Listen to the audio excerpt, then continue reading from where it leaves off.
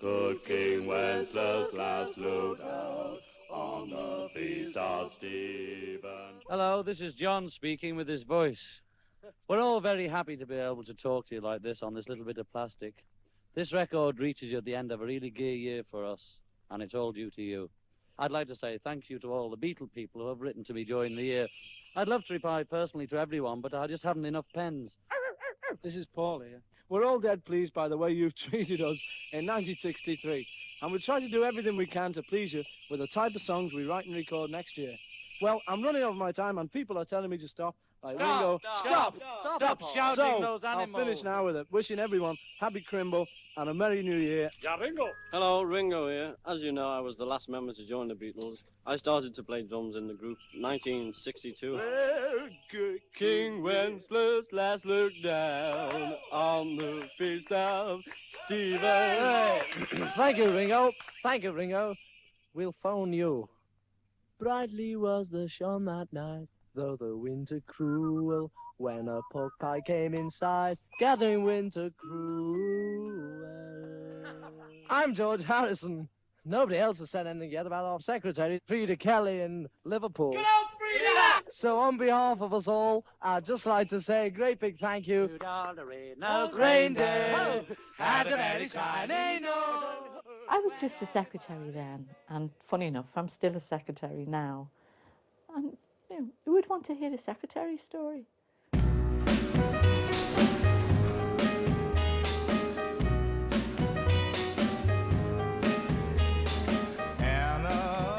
Millions of girls around the world wanted this dream job. They wanted to be the secretary. She epitomised all their dreams and all their hopes.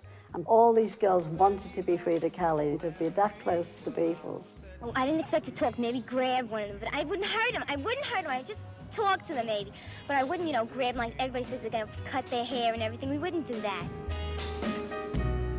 If you look at what is history now, the Beatles were together 10 years. Freda worked for the Beatles for 11. She was there right before they made it and right after they finished. So that says it all, basically. I want you to know. Tell me, when you hear a Beatles record, what thoughts run through your mind? Beauty, sheer beauty. The Beatles bring joy into the world, the happiness. We forget our cares when we hear Beatle records. Freda was far more than a secretary to the Beatles. She was a family member. She's never had the same recognition that a number of people within the inner circle have had, simply because she never pushed herself, she never wrote a book, she never agreed to do interviews. She's always kept a very, very confidential existence. We came here at 6 o'clock in the morning, 5:30 to see them, and all they do is push you farther and farther away, and then they don't even let you stay. A lot of people didn't take these girls seriously, but I did. Because, I was one of them. I was a fan myself. So I knew where they were coming from. We grew up with them. They started when they were younger and we were younger. And all through these years, we've just developed with them and grown up with them. And they belong to us, But there could never be another Beatles. Never. She's one of the last survivors of the whole Beatles era. And this story of Freda Kelly's will be surely one of the last true stories of the Beatles that you'll ever really hear. I've been a secretary for half a century, 50 years, and that's quite frightening. This job is interesting, but it's not as exciting as my last job.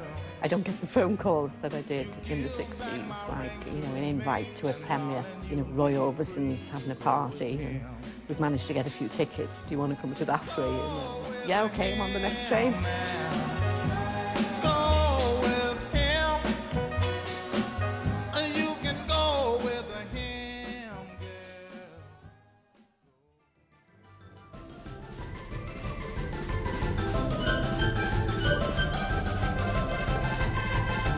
I left school when I was 16.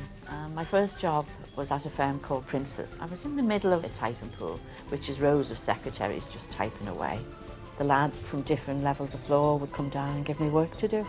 Well, most of my day was just spent typing contracts, typing letters. It wasn't the most glamorous of jobs, but I was a working woman now.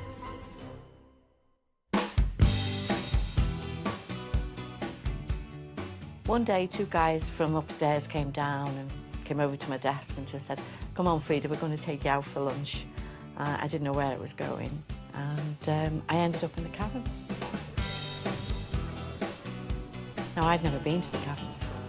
I didn't even know what I was going into because it was a cellar. It had like a unique smell. There was no ventilation, and sometimes the toilets overflowed, and it was opposite a fruit market. So it was probably a mixture of disinfectant, rotten fruit, and sweat, all rolled into one. There was 3 archways, and in the middle archway was wooden seats, all different types of wooden seats. They went all in rows and all the same.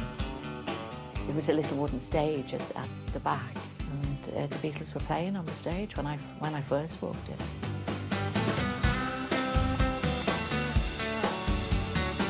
And I never experienced anything like that. It was everything about them. It was just the way they dressed with all this leather gear. They were larking about and dancing on stage and mucking about with the audience. And on top of everything else, there was the music. It was just unlike anything I'd ever heard. I was hooked. I just was amazed by everything I saw, and I thought, oh, that's it. I'm going to go tomorrow. Well, I think it's put down that they played something silly like 294 times. Out of that, I would say I probably saw them about 190 times. 1, 2, 3, 4!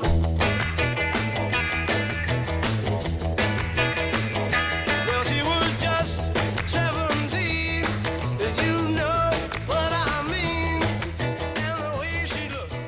Freda was definitely a staple of the cabin, yeah. She was always there. And she more or less sat in the same seat. I used to like the second arch on the left-hand side because it was just dead handy. You could pop in and out the band room all the time. There was about 2 rows in the front. They would leave their rollers in until before the lads would come on stage, and then they'd take their rollers out and doll themselves up and everything. She wouldn't dance with another.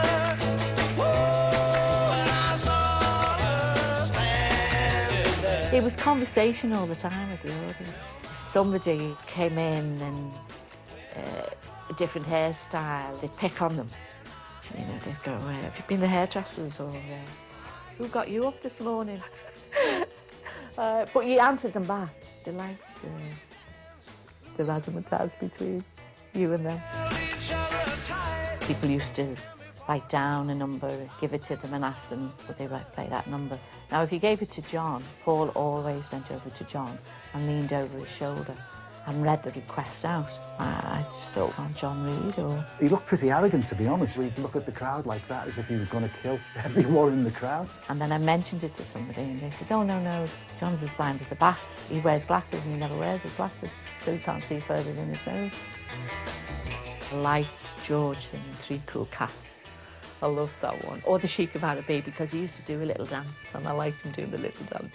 He used to sort of like kick his feet along the stage.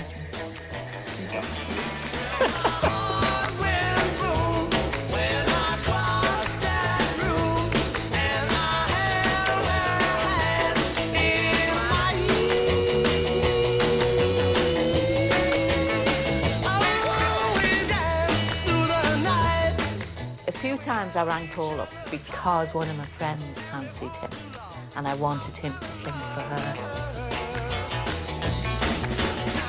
We used to just dial Gast and then the number 6922. Hello, and you go, oh, hi, Paul, it's Freda. It's Linda Shepherd's birthday on such and such a day. Can you play Love of the Love for her? Yeah, okay.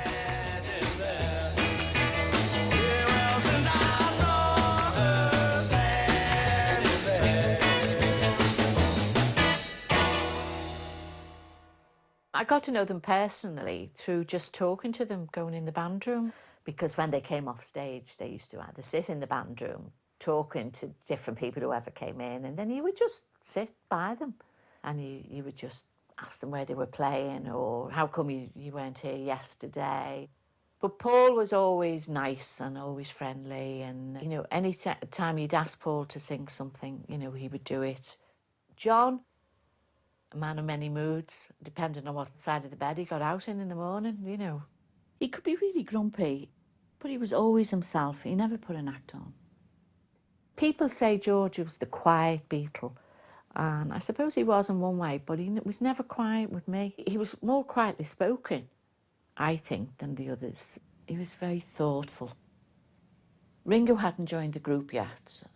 Pete Best was on the drums, but Pete was very shy, but he was also very handsome, so he had a big following round town from the girls. They loved Pete. They all lived my way home on the south side of Liverpool. And Paul and George had cars. And then they'd say, do you want to lift home? My father wasn't keen on them. He saw them. And what he saw, he didn't like. If they had a suit on or somebody had a suit and a collar and tie, and he probably would have approved of them, but he didn't approve of the Beatles. Love letter straight from your heart. But I was always laid back from work. I was always like rushing and puffing and panting and sitting down and, you know, starting to type. And, I couldn't say I was somewhere else or I got held up in a restaurant or trying to get some food because I had the cabin smell on me, so they knew exactly where I'd been. The girls in the typing pool had photographs up on the wall of Pat Boone and Elvis and Tommy Steele and Cliff Richards, and I didn't like any of them. So I found a little picture of the Beatles, but it was only dead small, and I remember putting it up on the wall, and the personnel manager copped me when I was putting it up on the wall, Mr. Mould, and he said, what are you doing? Who are they? And I said, oh, they're the Beatles. And he went, who's the Beatles? And I said, they're a Liverpool group. And he went, never heard of them. And I said, oh, you will one day. And I kiss the name that you signed.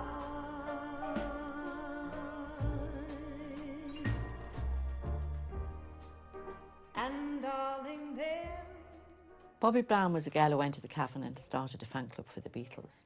Now, I couldn't understand why the Beatles had a fan club because they were just a local group. But I eventually ended up helping Bobby. And then Bobby got a boyfriend and lost interest in running the Beatles fan club. So I took over from there. I was buying stamps myself in the beginning. And I remember being in the band room one day, lunchtime, and saying to Paul, do you owe me 7 and 6 for stamps? And he went, I haven't any money. And then Bob Wooler paid them. And I sat in the band room till Bob Wooler paid them. And I said, you've now got money. So he gave him his due, paid me. I just had this faith. And it wasn't just me. You just knew they were going to be famous one day. But I couldn't visualise the fame that they got. To me, being famous was playing on the Empire, having a record in the charts. Cliff Richards was big in those days. And being as big as Cliff Richards, that was as far as my vision went. Everything was new. Nobody knew what was going to happen. People who ever say to you, we knew they were going to be a success, they're lying through their teeth. Nobody knew it was going to be the world phenomenon that it became.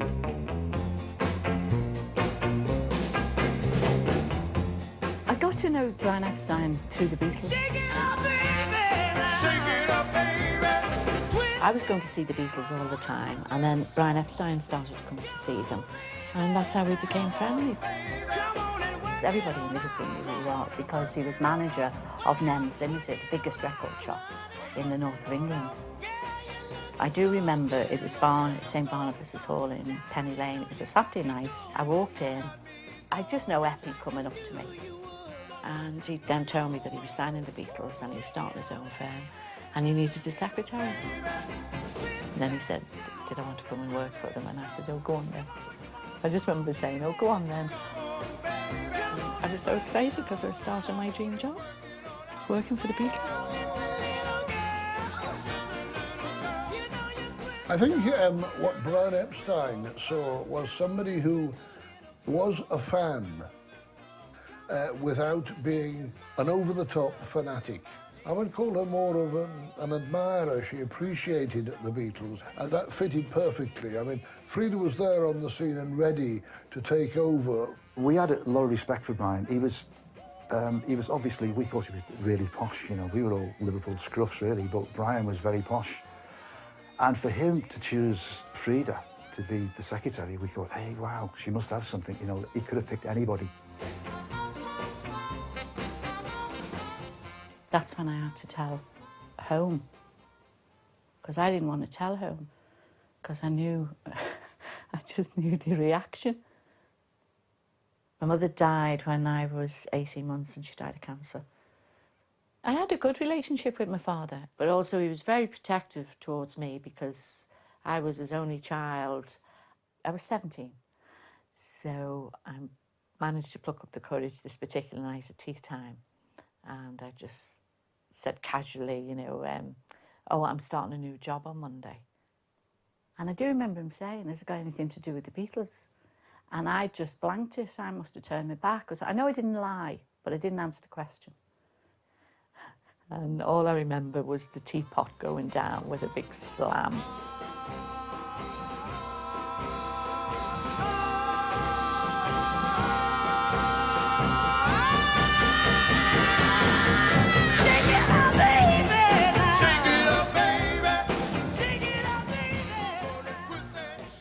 We used to call him Daddy Eppie. He was Brian Epstein's father. And it was his business. We were on the top floor of his shop. The first floor was what we used to call the white goods, was televisions and washing machines and things like that. And then on the second floor, that was Brian Epstein's office. And then there was a storeroom behind his office. So I worked in the storeroom. They changed that into an office for me. In the beginning, the lads were in the office nearly every single day. You know, they just popped in and out. They would sit by my desk for a chat, or while they were waiting to go into Eppie's office. So I got to know them more. I mean, I was 17, so naturally I did have crushes on them. The way I describe it, and this is the truth, I mean, if Paul like looked nice or sang a song for me or something, like I was in love with Paul that day. I fancied him that day. But then the following day, if Richie asked me how my dogs were, because he knew I had Yorkshire Terriers, he'd say, oh, how are the dogs, you know? And I think, oh, yeah, I fancy Richie. And then I think, if George offered me a lift home from work, well, I'd be in love with George that day. And then think, yeah, I definitely fancy George. But then if John came in and started talking about various things, and I think, no, you know, I like his nose, I like the Roman nose. But it would only be for a day or two. Did you go out with any of them? No. Okay. Pass. No stories there? Oh, there is stories, but I don't want anybody's hair falling out or turning curly. That's personal. It was the end of a working day, and Eppie just came in and said, come on, Freda, put your coat on and come to take you somewhere. I had no idea where. And next minute we were at the Empire. And then next minute we were in a box. I'd never been in a box at the Empire. It was this one on the left. He'd managed to get the Beatles a spot on the Little Richard show. And I think somebody was sick or something, and he'd managed to get them on. And I remember sitting in the box, it was just Eppie and I was to the left, and then I looked down on stage, and the whole theatre and the stage were in darkness, except for this light shining on Paul's face, and him singing A Taste of Honey. I don't cry, but my eyes sort of filled up, and I just couldn't believe that the Beatles were on the Empire, the biggest theatre in Liverpool. And I thought, this is it, they've made it. They're going to be famous one day.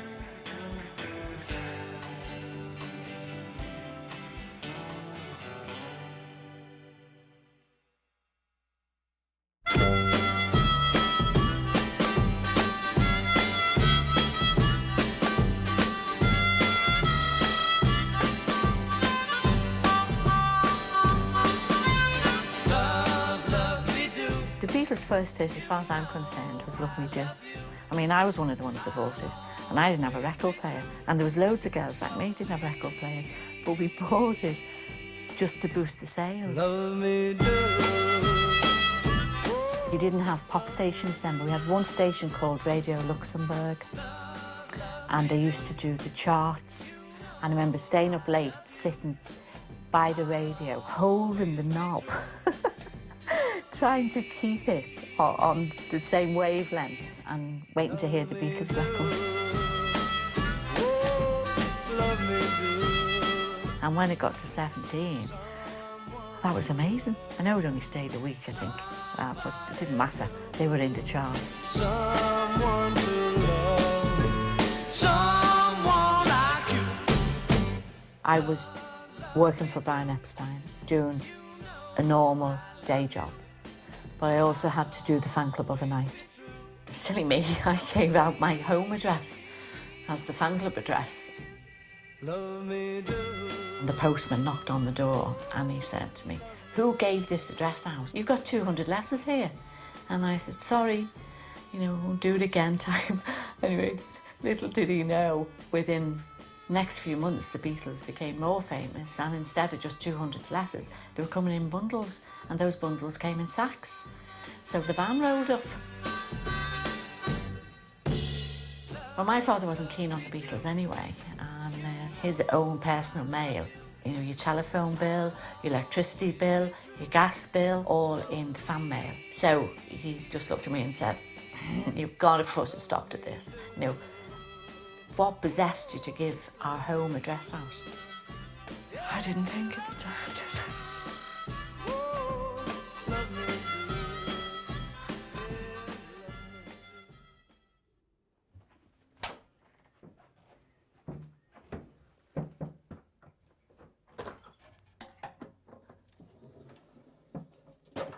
My mother has never played the fame game. If she had, things would be completely different now. And she might not be working 6 days a week, 9 till 5 o'clock at night, and very stressed when other people have retired, and she hasn't got that joy. I think these are all Christmas decorations.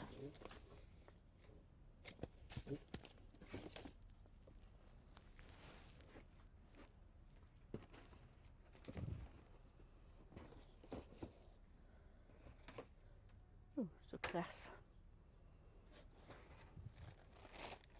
Well, I kept a couple of scrapbooks with theatre tickets in and newspaper cuttings in.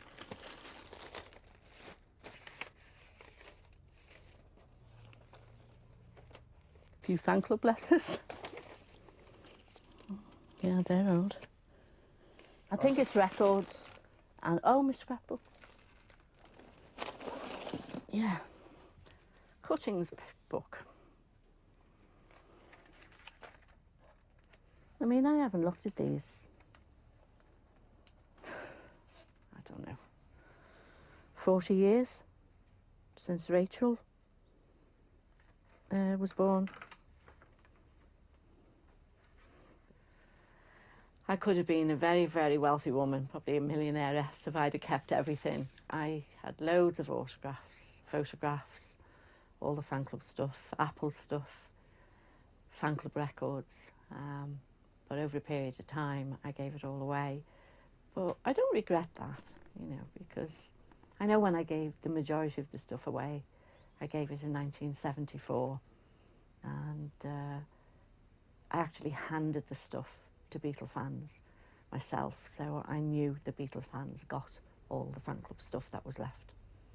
I've got these 4 boxes anyway. I didn't even think I had 4 boxes. As I'm flicking through, there's so many memories coming back to me. I'll just pick something up and I'll remember that day.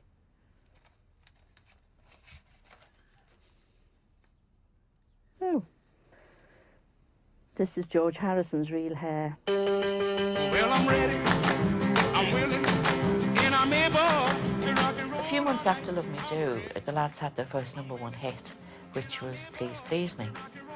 Well, we were gradually getting letters from 50 a day, 200 a day to my home, and then it worked up to, I'd say, about 800 a day. And then eventually we You didn't even count them, you just threw the mail in the corner. I would put loads of photographs in front of them, and they would go into Epi and they would take the photographs in with them, and while they were talking to Epi, they were all signing. But they never complained about signing things, never ever. I think it was because it was early days and they were all excited by it all, so nothing was a problem. Out of all the Beatles, I'd say George was the best one for signing things. He would come in and he'd go, "Do you want me to sign anything?" "Well, what have you got in your cupboard?"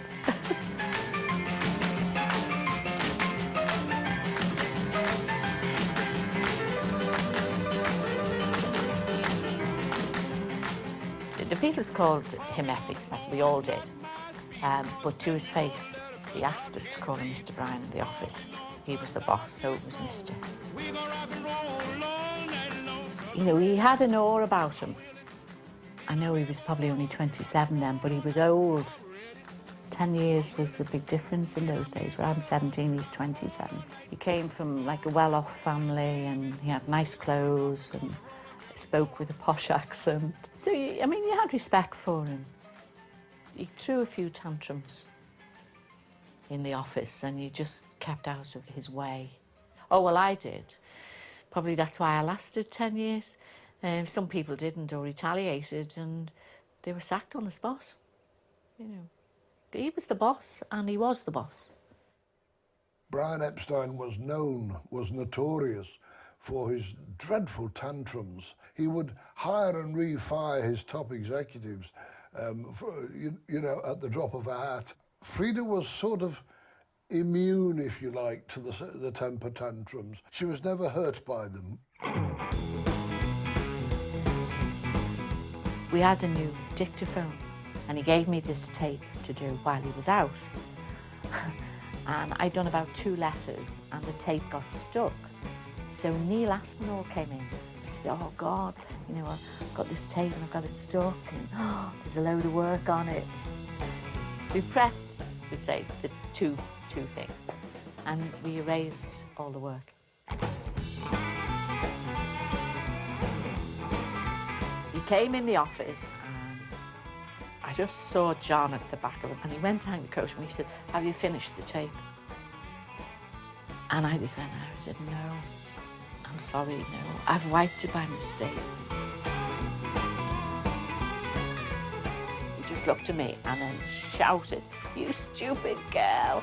And John Lennon saved the day because he was behind me and he must have seen how shaken I was and Epi like about to erupt. He started laughing and going, "Oh, you know, what have you done, Kelly?" And when a Beatle laughed, Epi laughed. But it wasn't a proper laugh. He wasn't amused at all. And I just remember looking at him and saying, "I'll stay late to do it." And he said, "I know you will, you definitely stay late until all this work is done."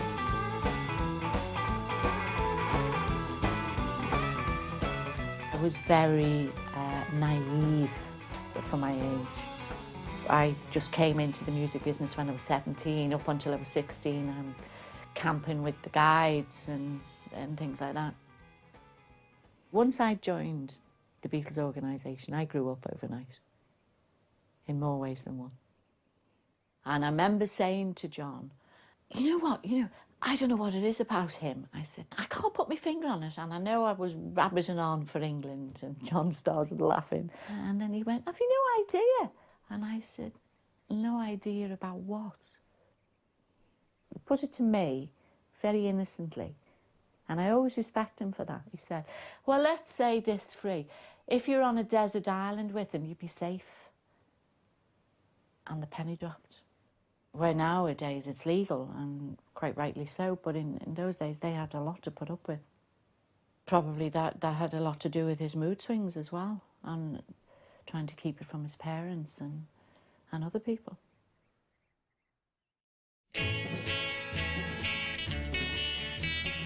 The music industry was a man's industry in the 60s. In the Beatles circle, there wasn't any high-ranking women. women or girls done the admin side, but the highest you can go in admin is just be secretary to the main guy. I was secretary to Baron Epstein, but there wasn't a hard road to climb. You just had to stay there. Words of love you whisper soft and true. I mean, there was a lot to get done, so anybody that came into the office, I would put them to work.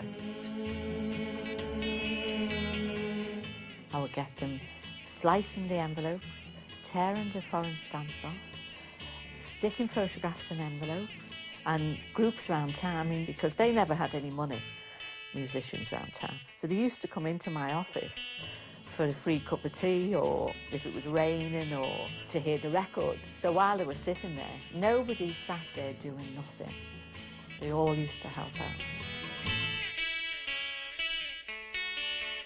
I bumped into the lead singer of the Crying Shames, Richie Rutledge, and he had a big post bag on his back, right?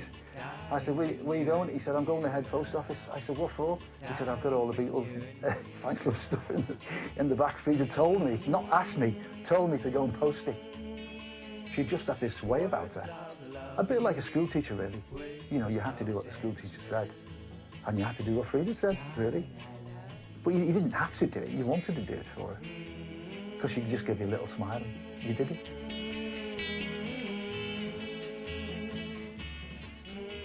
When Ringo first joined the band, I think he was only in the band about 2 weeks or something, he came into the office. He said, I'm getting letters to my house, and if I bring them in, will you do them? And I went, no, I won't. I said, I've got too much to do. I said, get your mother to do it. You know, all the other parents do. And he went, oh, my mum doesn't know what to do. We put the sad eyes on and just look, oh, go on, please, you know, I don't get many. To shut him up, I went, oh, go on then, bring them in.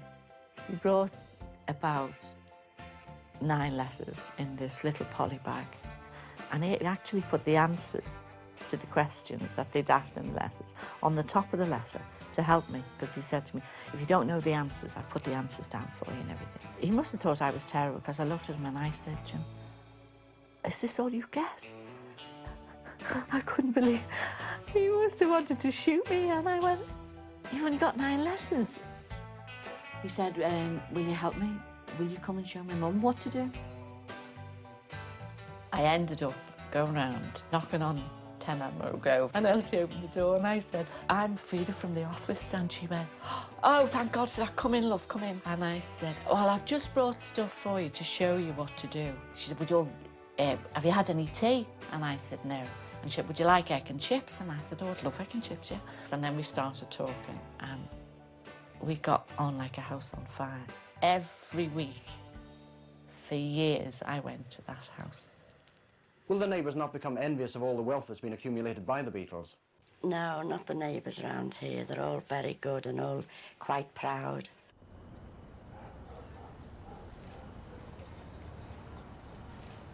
Coming back now, just everything is flashing in my head about just how much joy and happiness and laughter went on in this house. I had a great time here. I loved it. I love coming here every week. It's probably, I haven't been in this house for about 46 years. I spent a lot of my life here. I used to stay till about 1 or 2 in the morning, going through the mail and talking and laughing and things about my life as well and who I was going out with at the time. And it's not one of the Beatles before you start. Also give me advice, motherly advice. She was very jolly, very outgoing, and a real strong laugh. I told her all my secrets when I was a teenager. Maybe she looked on the daughter that she didn't have. Maybe she looked on me as that. She decided I wasn't getting enough money, wages, and she was at a party and Aunt Eppie was there, and then a few drinks down her, and then she started on it and saying, you don't know what you've got there, you know, you've got a good worker there, and she was going on and on. I was going, well, shut up, you know, and she was going, you should pay her some more money, you know, you don't pay her enough money, you give her a rise. We got a rise. 2 weeks later. His words were, "We've reviewed your wages, Freda, and we've decided to give you a rise." I thought, good old lads. Well, you asked me about a mother figure before. She was the nearest to a mother figure for me. I just adored her. Once the Beatles were in London and travelling, crisscrossing the globe, Freda became probably the link between the Beatles families in Liverpool and each individual Beatle. I was surprised when I met her because I thought to have taken on this mammoth, ridiculous job, she must have been some, 50-year-old, settled in her ways, old secretary with bad feet and a large bosom. But she was anything but. She was vivacious and fun and just a snip of a teenager, just a young, thin girl. I suppose you could say that, the Beatles saw her as a sister and the family saw her as a daughter. NEMS used to close on a Wednesday afternoon. But I never told home that I was off on a Wednesday afternoon. I used to go out with Paul's dad. I used to call him Uncle Jim. We used to go to a place called the Bassnet Bar. He was trying to, we'd say, educate me on liqueurs and cheeses and coffee and things like that. But I would stay there and get sozzled, because I'd be trying all these different things with them. And then they would just put me in a taxi and I'd go home and go straight to bed. Now, John's family, he only had Mimi. Mimi was John's aunt. She took John in when he was about 5, when his parents split up. Mimi didn't let anybody in that house. Very few people got in. You had to go around the back, like the tradesman's entrance. But I actually went up and knocked on the front door, and I got in the front door. It wasn't that you were frightened of Mimi. You just watched your P's and Q's. To me, Mimi was like my father. She was old school. Anytime I saw her with John, which wasn't very often, but she was quite stern, but he did obey her.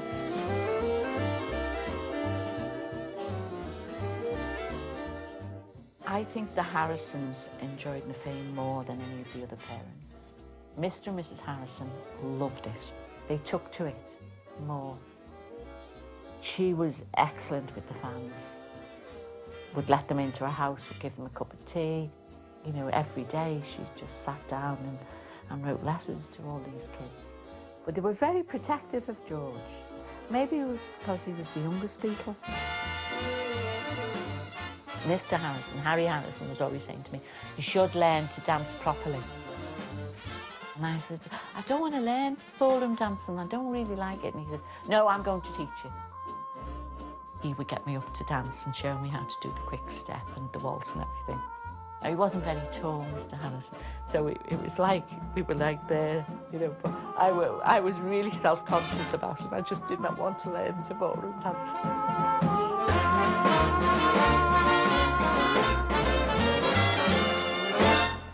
All the families and all the boys believed in her. She was good old Freda to them, in other words.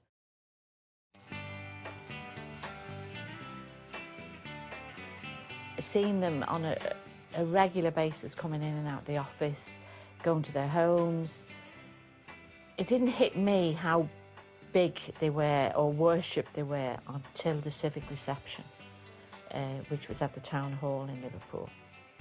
The only people that were invited really were the Beatles themselves and the Beatles families, and that was it. But Richie's family put me down as one of their family.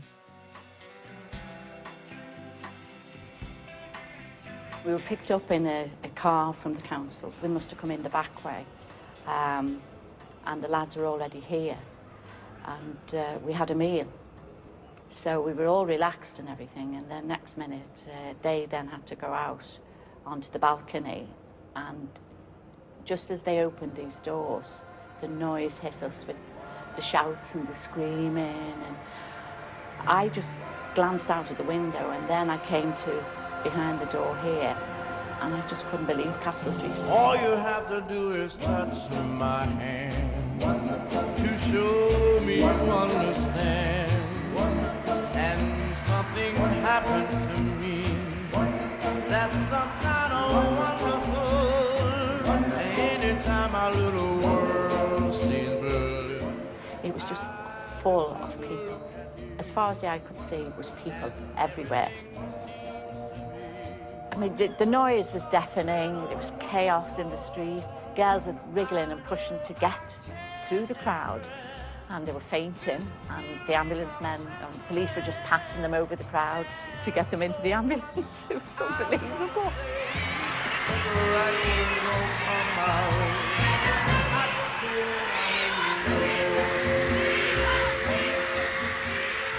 I think the penny actually dropped with me then, how big they were, because I hadn't really hit home until I saw that amount of people. It was about 200,000 people. I couldn't even visualise 200,000 people until I saw it that day.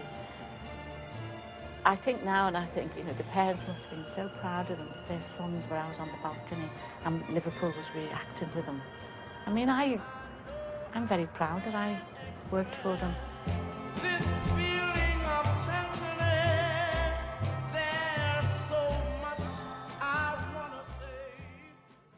So what was Beatlemania to you at the height of it, when it was its busiest? What, 1964, 65? No sleep with all the mail. How many letters a week were you getting, roughly? Oh, God, thousands. 2,000 to 3,000 a day. Must have sat up till 4 or 5 o'clock in the morning, just answering. I used to do all what we call detail letters. I used to just bring all them home and then go back to work with my little parcel the next day. I don't know how I lived. Oh yes, wait a minute, Mr. Postman. Hey, Mr. Postman. In the wake of the outbreak of Beatlemania, there was a very, very sudden increase in interest amongst fans. People writing in, asking for autographs, asking to join the Beatles fan club, etc. Brian Epstein decided that we would have a stamp. It looked like a proper signature. And I remember sometimes I would roll it across the autograph book and only half of it would turn out, or it would smudge.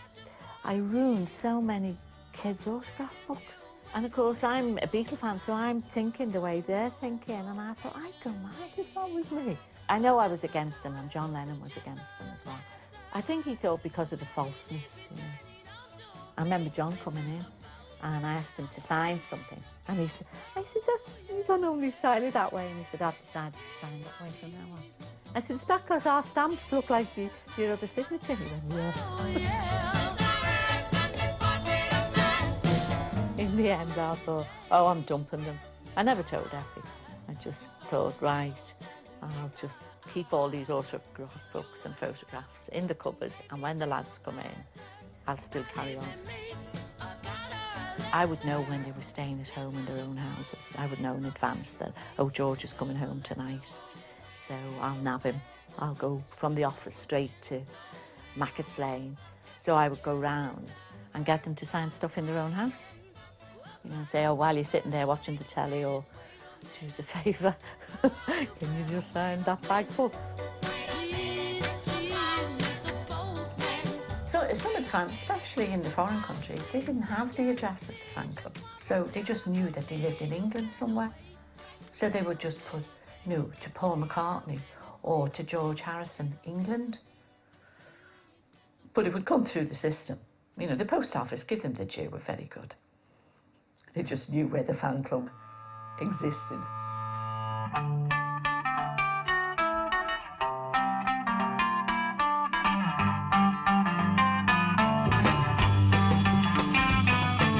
Baby's good to me, you know she's happy as can be, you know she said so. I'm in love with her and I feel fine. The type of questions kids would ask in the fan club letters was, you know, can I have a piece of Paul's shirt? Or if I send you a map, can you ask Paul to come round at 6 o'clock? Because I'm having a party and I'd like him to come. I'm so glad that she's my little girl. But then it got a bit out of hand because then people wanted hair, and it was the same barber that cut their hair. It was always this one guy. I mean, it was there. They'd probably do DNA on it now. He would have like a mat down on the floor or something and cut the hair, and then because he thought I was mental. And he'd just say, "There you go, do you want that bit?" I go, yeah, thanks.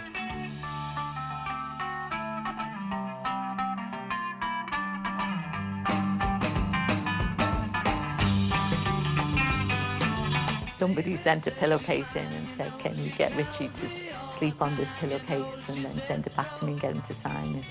I must have known that he was going to be home for 3 days, so I just threw that in a bag and took it to his house and said, "Can you sleep on that tonight?" And sign it then. And I remember saying to Elsie, that was his mum, "Can you make sure he sleeps on it?" You know? Anyway, he brought it in, just said, and then we just sent it out together. Whether she believed me or not that he'd slept on it, but he did. He put his head on that pillow. She's in love with me and I feel fine. Honestly, if I could do it, I would do it. Because, I was one of them and I was a fan myself. So I knew where they were coming from.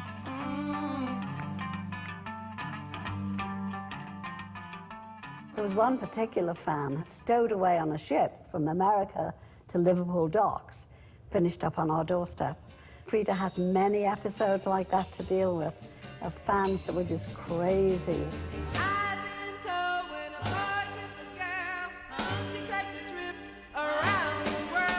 They would just open the mail and flick through the mail and go, "Oh, this kid wants such and such," or "This girl wants a piece of my shirt." They'd just laugh, and I said, "Oh, just leave it there, because I've got a bit of your shirt in the cupboard."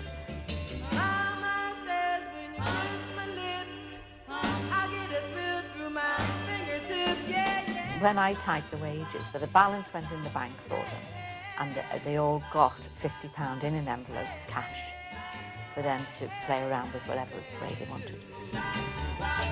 Now, I used to take that money sometimes. If they didn't come in that week, Eppie'd just say to me, "Are you going to one of the bookings?" I know they were playing at the Empire, and I was trying to get through the crowd. And in those days, policemen were always big. And this guy was a big guy, and he was on a horse, and I was trying to wriggle through the crowd. And I just said to him, "I need to get into the Empire." Just blanked me. And I said, no, I work for them, honestly. I've got their wages, I need to get into the Empire.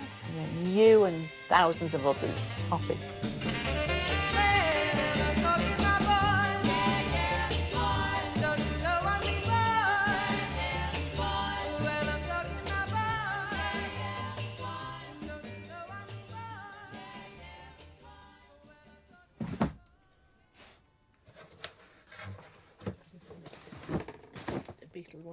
My mum is the most private person I've ever met in my life. She would never sit down and put dinner on the table and discuss just idle chitter-chatter about what's gone on with the Beatles in the past or anything like that. That's just not her nature. Freda, unless you knew her, you would never know what she's done, because she never tells anybody at all. We did a gig the other month in New Brighton, and Freda was in the audience. I saw her come in, and I was on the microphone. I said, "I'd like to welcome Freda Kelly, the Beatles secretary," and she just turned around and walked straight out. So nobody knew who she was. They're all looking round, but she wasn't there. She'd walked out. A lot of people in my mother's life don't even know her previous life, so to speak, i.e. her job. And she's always kept it like that. It was a time of her life, and things had changed, and then she became a mother, so things moved on. So if they do happen to find out, they are rather surprised, to say the least. Some things are very personal, and I do respect the word privacy. I like my own privacy. And I think even the Beatles, they're entitled to parts of their lives that really people shouldn't invade.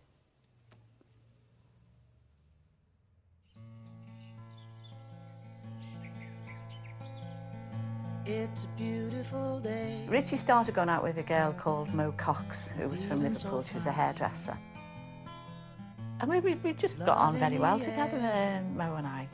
I think it was because she was just an ordinary girl from Liverpool. Mo and Richie got married in '65, and then she had Sack in the September, I think. But I happened to be in London the day he was born, and I was in the office, and Richie called into the office, and he said, well, I'm going to see Mo now and Zach. Do you want to come with me? And I went, oh, yeah. So I think I was the second person to see Zach soon after he was born. Days like a holiday we used to have from school. Running to a beach to John's girlfriend, well, I mean, she was his wife when I got to know Cynthia. She was out of the picture, she was very low-key. We were told that we weren't to say anything, that John was married. Brian Epstein was sitting on it for as long as he could. I even had a friend that was going out with John, and she would go to bookings and he would take her home. But I couldn't tell her that, oh, please, you know, end this now. It's not going to go anywhere. You really want to say something. You're dying to say something, because it is your friend. But you work for a company that have asked you not to say things. So you have given your word. Freda had this Liverpool trait of loyalty in her love life and other people's love lives. Relationships were amongst the top priorities of being personal things that you did not publicise. You certainly did not kiss and tell. makes living worthwhile. I was out with Paul, you know, walking somewhere. Maybe, you know, he gave me a lift home, or you know, he walked me to the bus stop. Somebody saw us, and then it was, you know, I was marrying Paul. And then, you know, they got a quote, well, Paul McCartney is not marrying Freda Kelly. When it was released that Paul had got married, because people didn't know that he was getting married, phone call after phone call was all Paul fans crying down the phone, oh, why didn't you tell us he was getting married? We didn't know he was getting married. And some of them wanted to kill themselves, and oh, I'll never be a Paul McCartney fan again, he's gone and married somebody else. So you just had to calm them down and say, you know, he's still Paul McCartney. You know, he'd still be making his records and everything. No, but he's got married now and it's not the same. I do remember a guy from one of the papers. He lived near me. You know, he knew what my job was, that I was working for the Beatles. And I remember him saying to me, could I tell him anything? Freda, you just have to put an envelope through my door with things written on it, and then there will be an envelope through your door. This was just before George got married, because I thought, well, I can tell you that George is going to get married, you know. But I just looked at him and then I just said, oh no, I wouldn't do that. Everybody needs money, and we all like money, or we'd like to have more money than we have, but not to that extent. I'm not prepared to sell my soul to the devil for a few pounds. It's just me though, isn't it? You know, everybody doesn't think like me. Maybe some people think I'm silly or stupid, but... She was a girl and then a woman with absolute integrity and faithfulness. So many other people have, over the years, told, I would say, dirt-digging type stories. Freda never did do that, and never would. In the beginning, you know, I was just a fan and everything like that. But once I started working for them, the loyalty set in. It wasn't there from day one, you know, because I'm just a 17-year-old. But then as I'm maturing with them, the loyalty is setting in, and you don't break loyalty. I think if you're loyal to something, you should stay loyal. If she had to be tough, she would certainly be tough. If she had to be sweet, she was sweet anyway. And she was intent on getting the facts right all the time, you know, and lo and behold, if you didn't get the facts right, you know, you were in bad books. And I would like to be in Freda's bad books. I think that, yeah, Freda's motto in life was, I'll be nice to you, but don't cross me. I'll not deal with you, in fact, if you're trying to tell lies about my boys. I was quite nervous around Freda, because to me she was like an idol. I was about 14. There was 3 of us worked together. Oh, it was just absolutely amazing thing to do. But, you know, to think that one of the Beatles could possibly walk in, I just can't explain it now. It was amazing at the time. They would put photographs in envelopes and they would open certain letters, you know, and then bring the letters in for me to answer, and I would be franking the mail. And this particular day, one of the envelopes that I put through the franking machine was a bit bulky. So I opened it, and when I opened it, there was hair fell out. And the girls were still in the office. And I just said, you know, what's going on here? She was absolutely livid.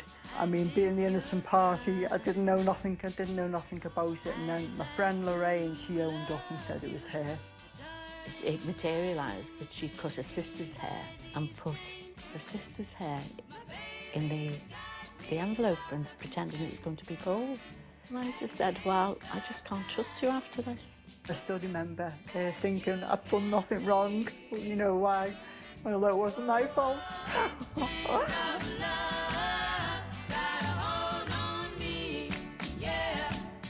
I'd just done a clean sweep.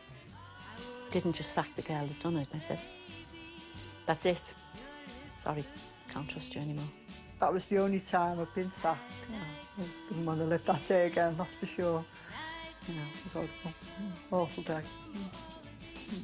The thing about Freda is that if she found out that somebody was telling lies about somebody, it'd just be, come here you, in front of everybody, and she would castigate them right down the banks. And so she was a bit judgmental, if you like, but so that's Freda. The bottom line was I had to run a tight ship. I had to answer to Apple and to the Beatles. And if anything went wrong, it was my head that went on the chopping block, nobody else's.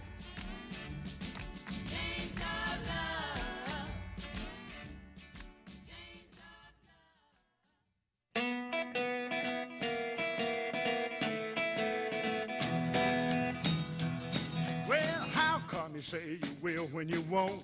You tell me you do, baby, when you don't.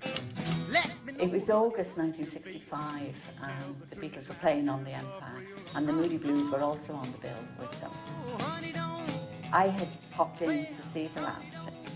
I just opened the door slightly and their band room was just full of relations. So I thought, oh, I'm never going to get in here. So I was involved with one of the Moody's at the time, so I went into their dressing room, which was next door. It was just them, and they had alcohol and drinks, so I decided to stay there for a drink, but probably I stayed a bit longer than I should have done. And then I realised that I had to get autographs signed and photographs signed, so anyway, I came back, knocked on the door, and I just walked in. And as I walked in, John said to me, "Where have you been?" And I said, "Oh, I've been next door, I've been in the Moody's dressing room." And he went, "Who's fan club secretary, are you?" "What are you talking about?" I said, "I'm your fan club secretary." And he went, "Not anymore." He said, "You might as well go back to the Moody's and be their fan club secretary." And I said, "What are you talking about?" And he went, "You're sacked." And then I looked at the other 3. So I said, "Are you sacking me as well?" And they went, "No, we're not sacking you." So I got on my high horse then, probably because of the drink. And I looked at him and I said, "Well, I'll just work for the other 3. I won't do your mail anymore." He said, "Oh, I was only joking." I went, "No, you weren't." He went, "Oh, I'm begging you, come back." And I said, "Well, I tell you what, get down on your 2 knees and beg me to come back." He told me. He said, "If I get down on 1 knee," and I said, "Go on then, get down on 1 knee." And he did. And then I said, "Oh, all right, I'll come back to you." Say you will when you won't, honey, don't.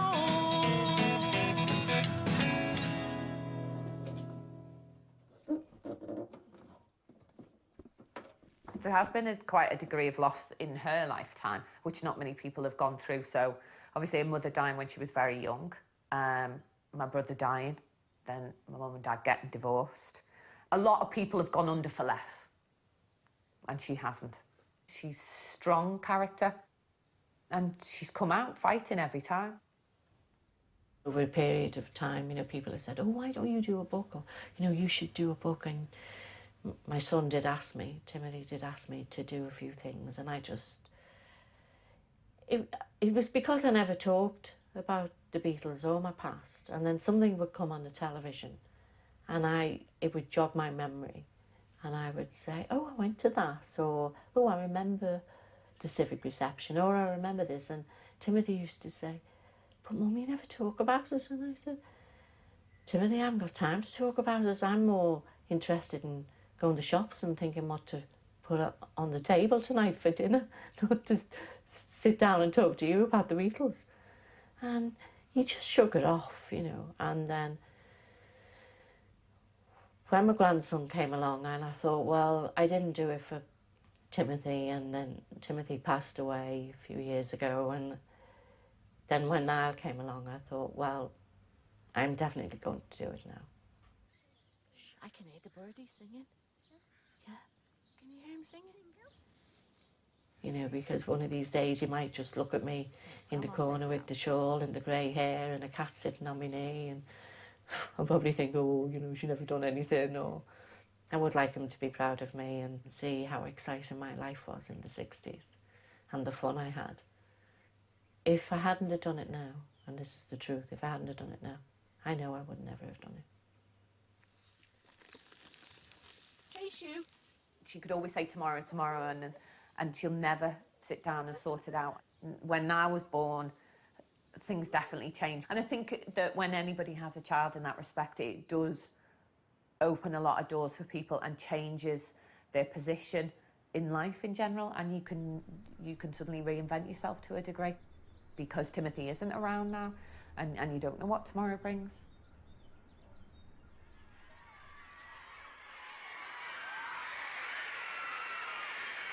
When they came back from America, Brian Epstein decided then that, you know, we had to move to London. And he did, because in those days everything happened in London. It wasn't happening up north. We were planning on where we were going to live and what we were going to do and what clubs we'd visit. And we were just, all the excitement and the adrenaline was, oh, we're going to the big city, the capital city. So I went home and said, oh, you know, I'm going to London. The firm's going to London, and I'm going to London with the firm and everything, and I'm all bubbly. And my father, he's just sat in the chair and he's just listening, you know, and he said, London is a city of vice. You're not going. I knew I could go. You know, he couldn't stop me going. But when I started looking in my own mind, he wasn't very well at the time. So that's when I thought, no, I can't do this to my father. Job's a job, even if it is the Beatles, a job's a job. And that's why I handed in my notice. He had a beautiful desk in Morpheus, a really big desk. He didn't even look up when I walked in, you know. I just stood in front of him, and I said, very quietly, I want to hand in my notice, please. He'd never heard that before, you know. Don't you want to come to London? I said, oh, I desperately want to come to London. I'd love to come to London. And I said, but I can't come to London because my father won't allow me. I know for a fact that Brian Epstein was seriously concerned, and I also know that the individual Beatles were most upset that she wasn't coming to London. And then Eppie sent for me. He said, I've had a talk with the lads, and we don't want you to leave. And I was just stunned. And he said, I've had a word with your father, and you can come to London on a regular basis. You stay up here. And he said, you can go back to NEMS Limited, and you can have my old offices in Whitechapel.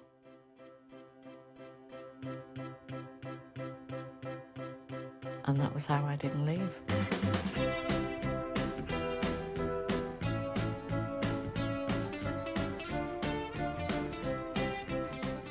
Before they moved to London, I wanted to get their autographs. So George was in this day, and I had autograph book upon autograph book for him to sign.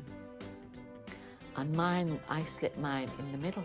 So he's signing them, and I'm saying, you know, that's to Rita, that's to Barbara, that's to Steve. Anyway, he gets to mine, and he said, who's this to? And I said, well, just sign that.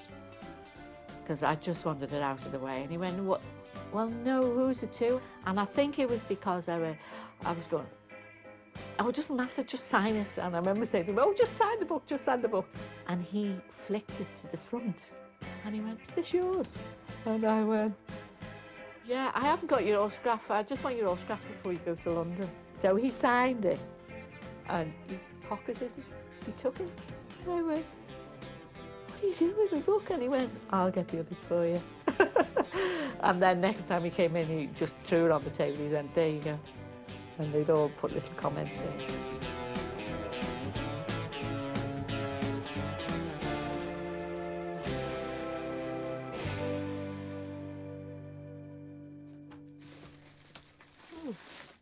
Come on, please.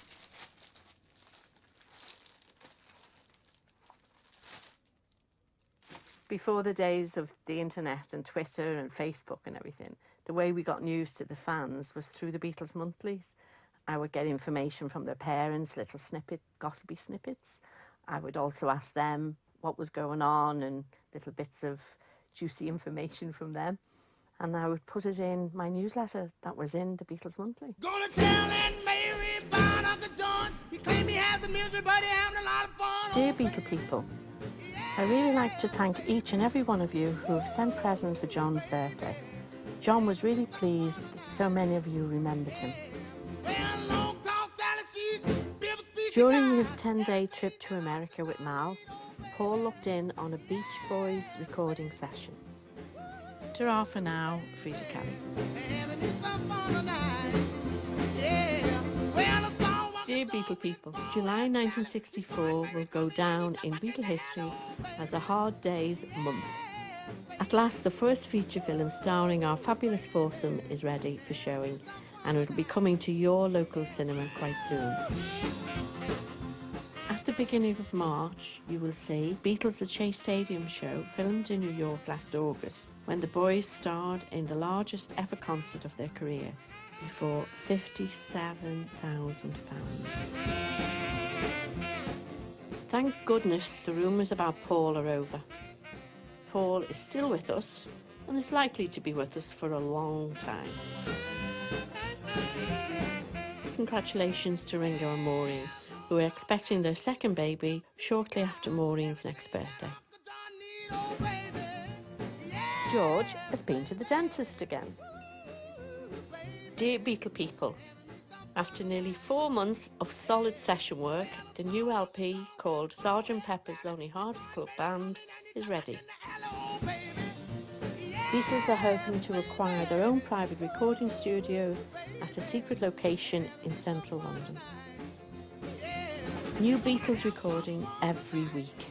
In one short period of just over 4 months, the Beatles have released no less than 16 new recordings. John hated his passport photograph so much that he tore it up and had a new picture taken. Dear Beatle people, quite a lot of letters sent in discussed John, Cynthia and Yoko Ono. At least as many members have written about Paul and Jane. Everyone has dozens of questions to ask, and many of you have only been too ready to put forward your opinions. Here at the fan club, we believe that the Beatles deserve their separate and individual private lives, which should remain their business and no other people's. I'm sure both John and Paul will work out their problems in their own ways, and I think they should be allowed to do so without the help or hindrance from millions of Beatle people. Ta-ra for now, Freda Kelly.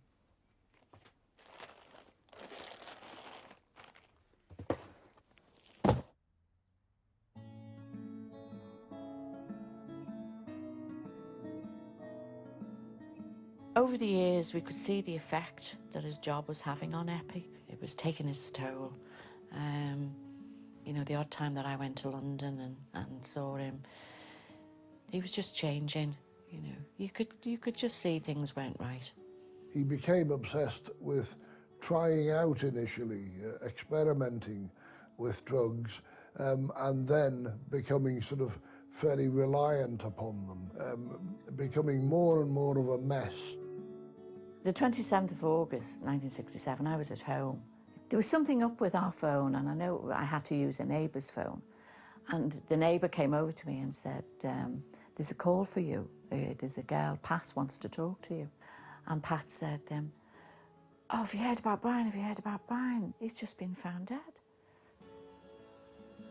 Well, the media were on this one that he committed suicide. And I just didn't believe that he committed suicide. Somebody said that, that he choked on his vomit. I tend to believe that tale. The Beatles were actually in Wales. They'd gone there to see the Maharishi, and they were informed there. And I just remember John, out of all of them, he was the one that was sort of stunned.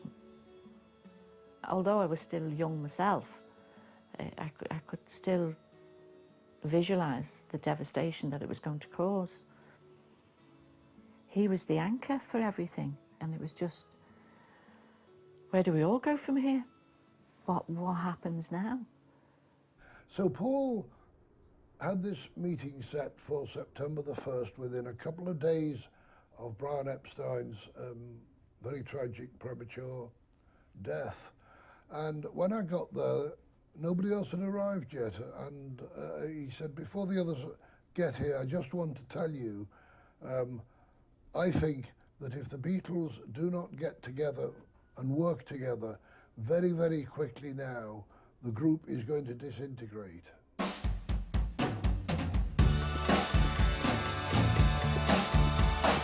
Magic and Mystery Tour, it wasn't the best organised thing. Well, it wasn't organised because Paul had a rough idea, but just a very rough idea. This coach roped up, and there was all different types of people milling around, like a guy dressed up as a bit of a clown, and he had like his spotty, funny type suit, and I thought, what's going on? And then this man, I mean, I didn't know him. I found out his name then. It was called Ivor Cutler. And he came over to me and he just said to me, you've got a nice shaped head. We all eventually got on the bus, and I dived for the back. I thought, well, I'll go on the back seat, and you're not really seen on the back seat. And then Paul eventually got on the bus, and he sat by the driver. And then he called my name and he went, Freda, where are you? And I went, I'm here, man, I'm on the back. And he went, can you come up the front? And I went, do I have to? And he went, come up the front. I thought, he's getting severe here now, do as you're told.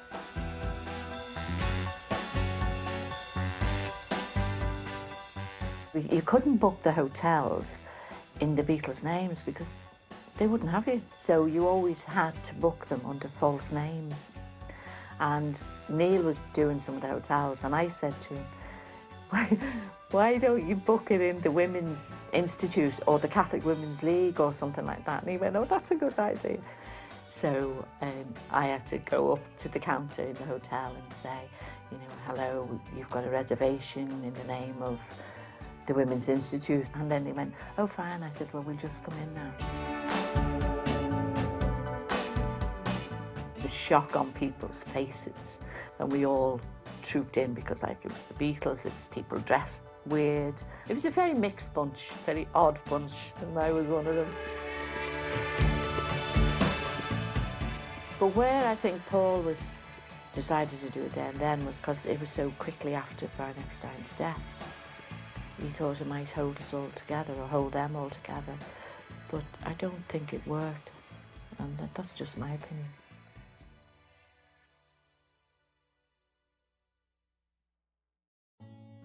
But you don't want to think about that. You can be big-headed and say, yeah, we're going to last 10 years.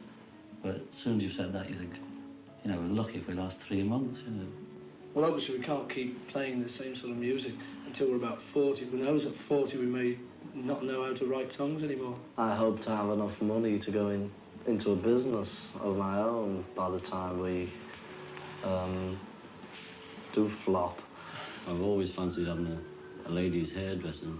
A string of them, in fact, and trot round in my stripes and my tails, Like a cup of tea, madam?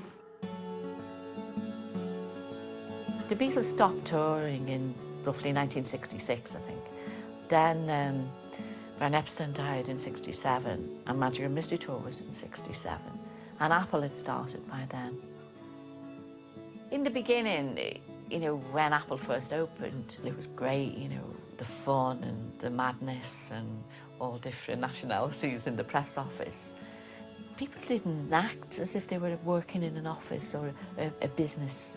And then it became more settled down, more normal, and there wasn't as much fun.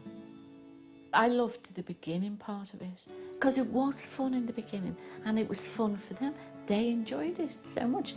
Every group wants to be in the charts or wants a hit record, or everything was exciting in the beginning. You know, they got a #1 and then they were asked to appear on the Royal Command performance, and you know, they saw the Queen and they were a hit in America and the civic reception, and it was all these landmarks. And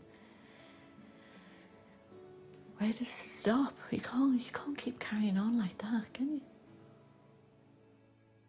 Towards the end of the 60s, it wasn't what the Beatles were doing as a group anymore, it was what they were doing individually. I know Paul's he was bringing out, you know, his own LP. John and Yoko were doing the peace movement, and George was doing things, I think, with Clapton, I can't remember. Richie had 2 sons by then, and he was more interested in sort of family life. And then the penny was dropping with me that we haven't got any Beatles as a group anymore. Well, are you still the Beatles fan club secretary? How's business? Fine, except for the post type. You don't have a group anymore. Well, we've still got full members, haven't I? I don't like to lie, but it was trying to bend the truth. When people were asking you questions about what was going on, you had to more or less say, well, yes, like, you know, the Beatles are still together and everything's great, but it wasn't great. And now, what's the arrangement today? Well, last August, Paul rang me up and said he didn't want people to be writing about him as a Beatle, which I was doing, and he wanted to split this word Beatles up. There are 4 individual people now recording and everything. And we write all about Apple artists. So we're still writing about the 4 Beatles because Paul is still an Apple artist. Is the atmosphere today anything like it was 10 years ago? No. What's missing? The closeness. It was all fun when we were teenagers, but your life changes, and my life had changed. So I was then 27. I mean, I was married, I had a baby son, and I wanted more children, and I was, we say, concentrating on that. I then found out I was pregnant. I'd been trying to get pregnant for a while. I desperately wanted this baby. And I just wanted to make sure that everything was going to be all right. So that was more important to me than my job, was my married life, my son, and the baby on the way. And then that's when I thought, well, I'm out here.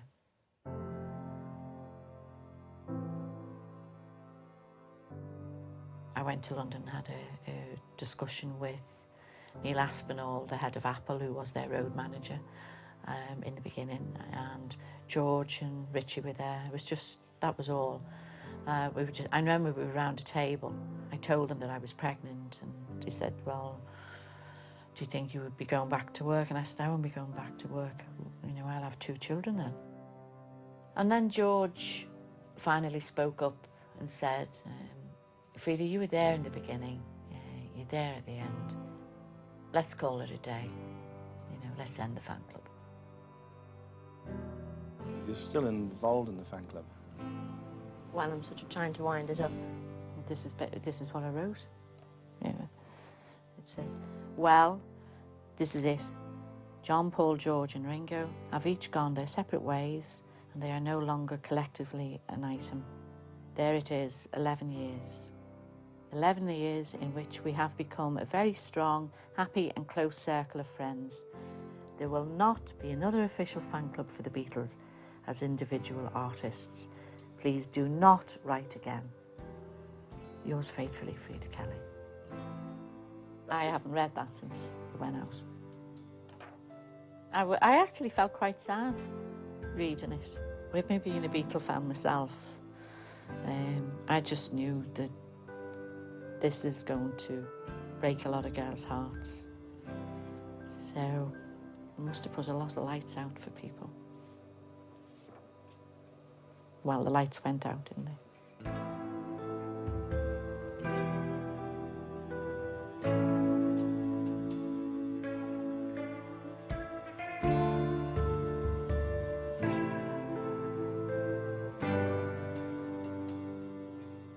At the back of all this, I am still, or was, and still, a Beatle fan.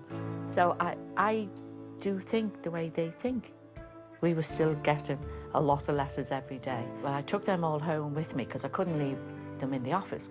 And although I said I wouldn't write again and I wouldn't answer any letters, between running my home and doing the normal things Mother does, I did answer the letters slowly. You know, I may do 3 one night, I might do none the next night, I might do 5 on a Saturday. But it took me, on average, about 3 years to answer all those letters.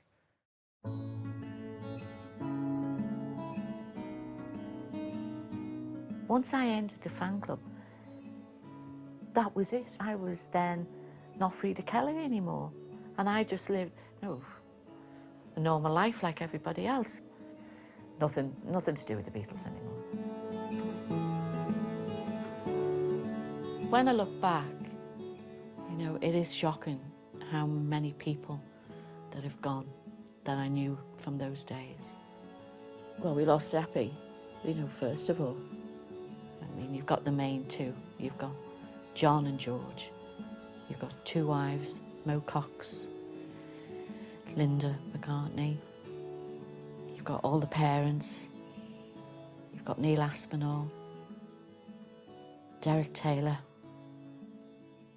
my friend Laurie McCaffrey.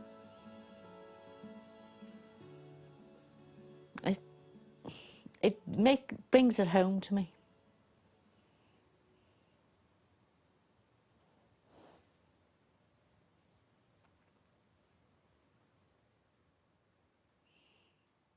I think fame and money doesn't mean anything. All the wealth, doesn't cure cancer, does it? I've worked with a lot of good people. I did, I loved them. Who knows how long I've loved you? You know I love you still.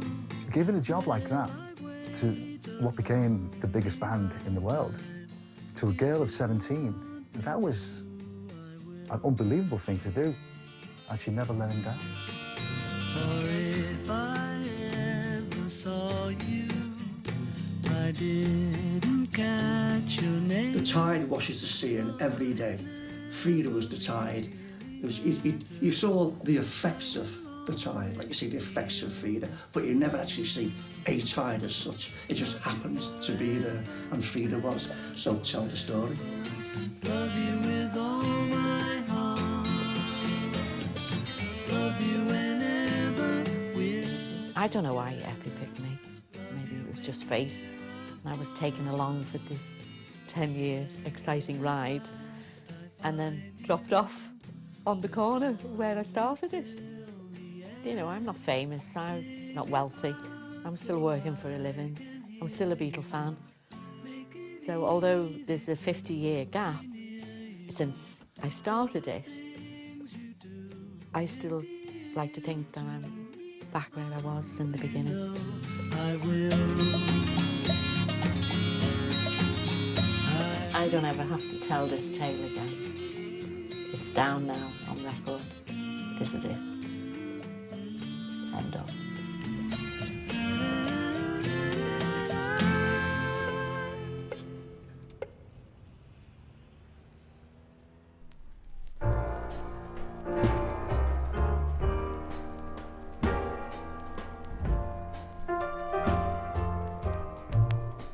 Peace and love.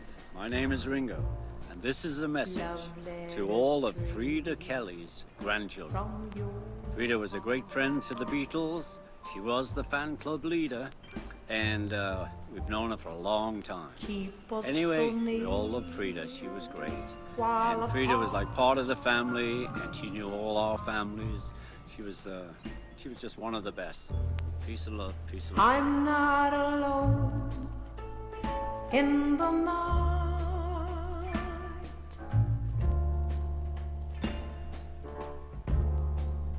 When I can have all the love you write, I memorize every line.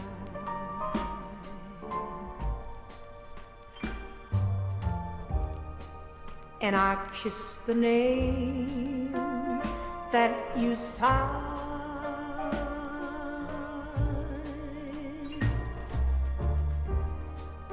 And darling, then I read again right from the start. Love letter straight from your heart.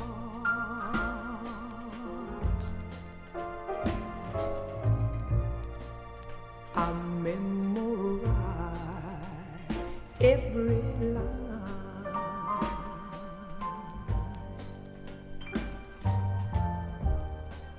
And I kiss the name that you sign.